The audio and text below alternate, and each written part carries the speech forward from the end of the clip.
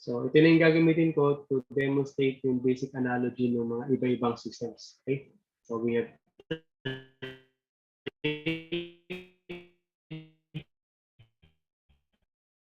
as enumerated dun sa syllabus, either pneumatics yan or hydraulics. No? So, dito sa fluid sim, hydraulics yung nandito. So, pneumatics yung nandito, so I'll be using pneumatics. And I'm sure medyo familiar kayo dito since mechanical to. Okay? So, dun sa purely mechanical system, so particularly a pneumatic system, so purely mechanical system, pneumatics, so ito yung possibly maging actuator natin. So, meron tayong single acting cylinder dito. Okay, so what is a single acting cylinder? So in this case, single acting siya, initially retracted, gawa ng spring. If you apply compressed air on this end, you expect na gagalaw yung piston para umabante, which can perform pushing action. So single acting siya, isa lang ang pwede niya maging trabaho, that is pushing. Samantalang ito, single acting din ito. Okay, and as you can see, yung kanyang initial orientation, naka-abante siya. Pag mag-apply ka ng compressed air dito, yung compressed air will actually push the piston para umatras, which can perform pulling action. Pag nawala yung presence ng compressed air, gawa ng spring, babalik ng piston sa normal state, naka-extend. So, nasa kanan, normally extended, yung nasa kaliwa, ay normally retracted. Okay? So, this can perform pushing, this can perform pulling. Okay? So, isang action lang. So, single acting yung tawag dito. Okay? So, para makontrol natin ito, we can use what we call directional control valves. Ito yung mga directional control valves natin. Okay? So, may tinatawag tayong dito, meron tayong tinatawag na 3-2-way valve. Okay? So, pakinote natin bakit tinawag na 3-2-way valve to. Okay? So, 3-2-way valve, that means meron siyang tatlong ports. So, 1, 2, and 3. Kaya 3 yung una kong sinabi. Then slash. So, 2 squares indicates yung 2 switching positions. Yan tawag dyan is 3-2-way valve. So, meron tayong 2-2-way, 3-2-way, 4-2-way, 5-2-way valve. Pero yung nakalagay rito sa menu, as you can see, nakalagay is N. So, 2-2N valve, 3-2N valve, 4-2N valve. So, yung N is variable. Pwede mo pang baguhin. Dito sa dito, 3-2-way na siya.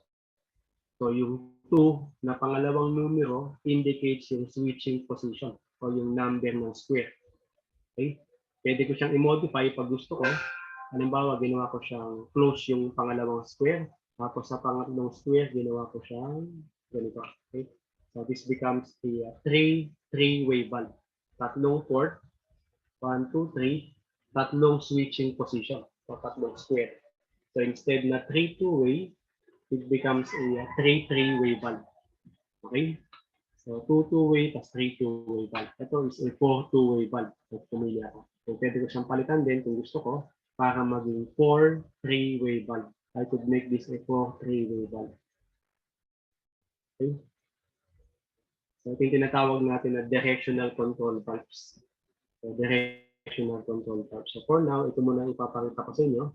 Then, in detail, sa mga susunod na lecture natin, so, pwede video demo na siya, video lecture. So, mas marami na yung pwede yung mapag-aralan. So far, yung single acting cylinder dun sa left side, okay, can be controlled by this valve. 3-2-way valve. So, pag kinonfigure ko lang siya, pag dinoble click ko siya, yung control natin sa squares, magkabilang square sa kaliwa at saka sa kanan, can be controlled using this left actuation, yung nasa left side, kita nyo. At meron tayong right actuation. Pag na-click ko yung spring return, ibig sabihin yan, yung right position is spring control. Pag wala kang actuation dito, ito yung active position. Gawa ng spring, palagi siya naka-active sa kanan. Ito yung active na position. And if I want to make this manual, so pwede piliin ko yung manual actuation. Pili halimbawa ako ng push button. Ito yung push button. Okay? So, lumalabas, ito yung tinatawag natin na 3-2-way valve, spring return, push button activated. At ang status niya, you can see from this, pag sinimulate ko siya, no? Click niyo lang to, drag and drop, lalagay niyo doon. Okay, kailangan mo ng supply. Ito yung symbol natin ng compressed air supply, yung triangle. Click mo lang yung port, tapos drag mo, i-drop mo lang dito sa input port. Okay? Input port is 1, output port ng valve is 2, exhaust port yung 3. Pag sinabi natin exhaust port, yung hangin palaging lalabas sa kanya, palabas sa kanya. Hindi ka pwede magkabit ng supply dito sa 3. Exhaust lang ito. And you have to terminate this properly. Okay? If you want to terminate this properly, double click mo lang to. Tapos under dito sa portion ng terminator, papili ka ng proper termination sa kanya. Huwag lang ito. Huwag itong closed or inverted T. Sinaraduhan mo yung port na yan. So either ito, quick exhaust, normal exhaust, o kaya exhaust with silencer. So ang pipiliin ko yung normal exhaust. Okay?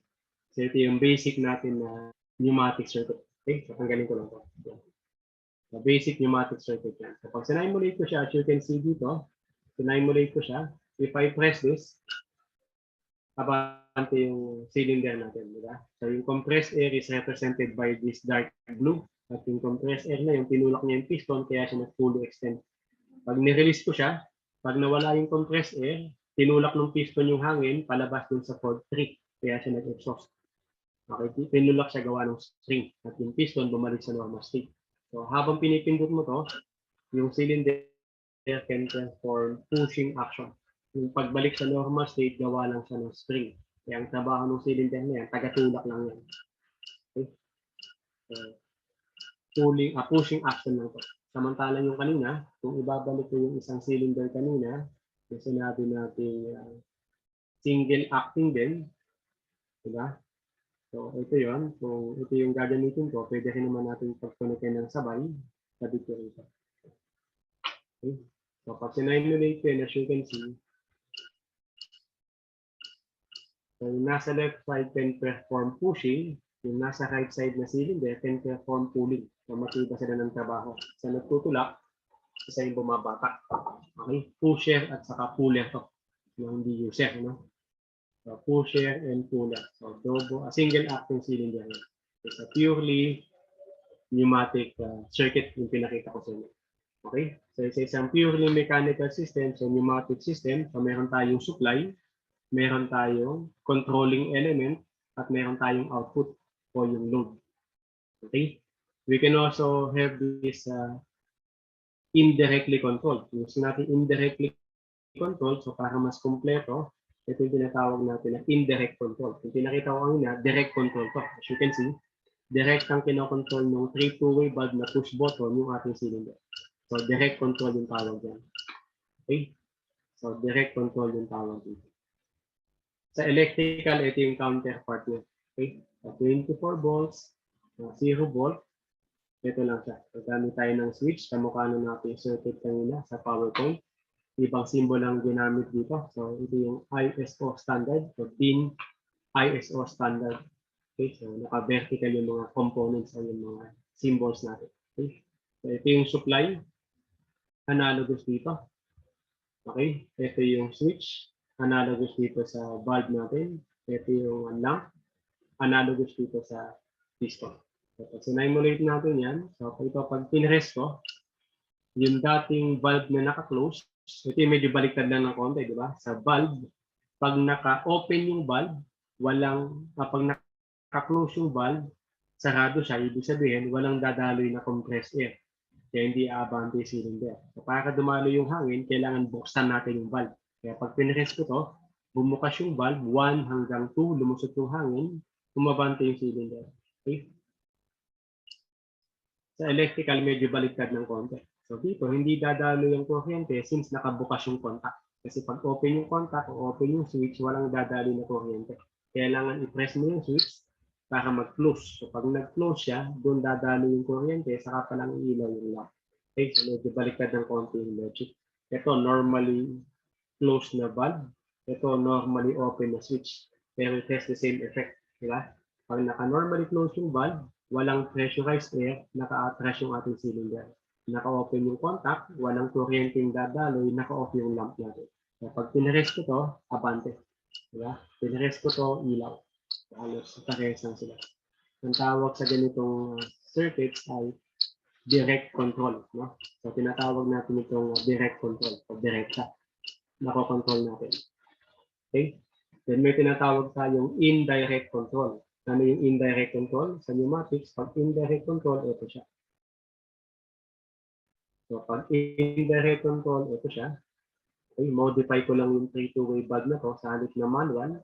I could make this mechanical or pneumatically controlled. Okay, sabihin ko yung dash line na symbol. Pneumatically controlled. Okay. So, pag sinabi natin pneumatically controlled, ibig sabihin yung port na to, para gumalaw yung valve natin, kailangan supplyan mo to ng hangin. At yung supply, pwede natin kunin dito sa push button. Okay, so this pressure line is actually a control line, hindi siya main line.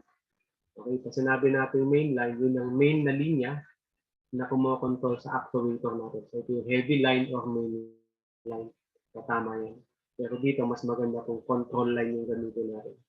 Okay, so control line yung gamitin natin. So notice, pag sinimulate ko siya, pinrest natin to, yung hangin, siya yung nag-open ng valve na pangalawa.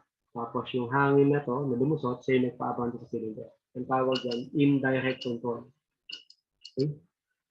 So supply, ito yung tinatawag na signaling element. So signal to. Ito yung nagko-control. Ito yung kino-control talaga.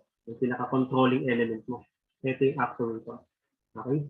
So sa isang mechatronic system, sa isang control na system na tinatawag, kompletong control system. So kailangan mo ng supply, kailangan mo ng signal element, kailangan mo ng controlling element, kailangan mo ng actuator. So ito siya. Okay? So kompleto. Indirect control yung tawag. Pagdating sa electrical, ito yung counterpart niya. So tatanggalin ko yung lamp, lalagay ko sa kanan. Gagamit tayo ng electrical na relay.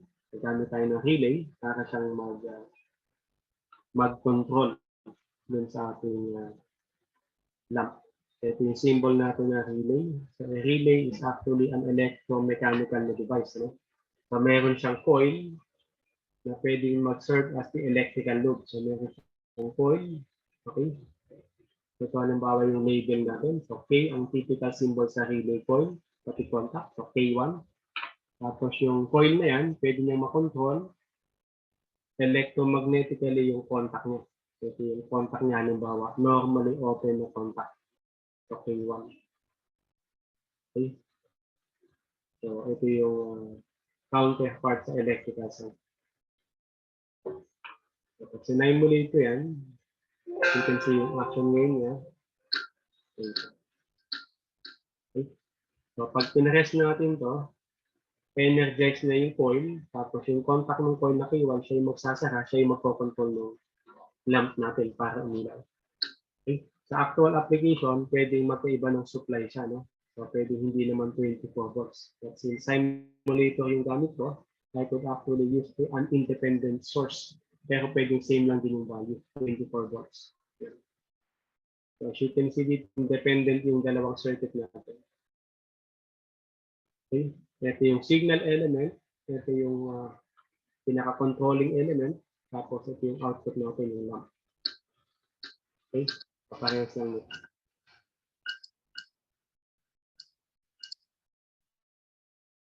Okay, ito yung basic na analysis. So, mechanical, ito yung counterpart mo sa electrical. Okay, so maliwanag ba up to this demonstration? Pag maliwanag, pakibaba yung mga kamay. Tapos yung may tanong, pakitaas yung kamay. Then paki-unmute yung microphone before I move on to another short demonstration. So, ulitin ko, paki-check kung naintindihan yung short demonstration ko. Pag naintindihan, pakibaba yung kamay. Pag hindi, paki-unmute yung phone. You can state your clarification. Okay. So, at least nagkakaintindihan tayo. That should be good. Okay, yan. Tuloy ko lang, ano? So, next thing na pag-uusapan natin in terms of analogy, leading tayo din sa mga susunod na activity natin, yung in terms of control. No? So, basic control tayo. So, nakalagay din sa syllabus nyo. So, sundan natin yung nasa syllabus. Okay. Nasa yung syllabus nyo. Okay. So, again, na nakasulat dito, different systems analogy.